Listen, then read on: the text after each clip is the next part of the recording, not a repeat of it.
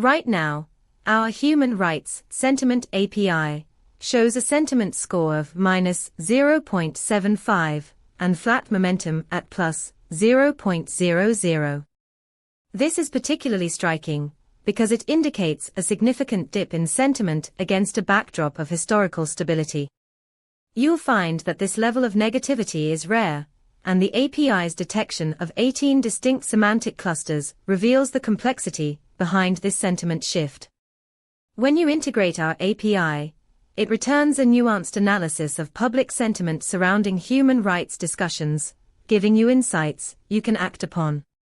For instance, if you're building a platform that tracks social justice movements, this data helps you identify emerging narratives and potential areas of concern. For more details, visit pulsebit.logenterprise.com/docs. Let's build a more informed approach to human rights sentiment together.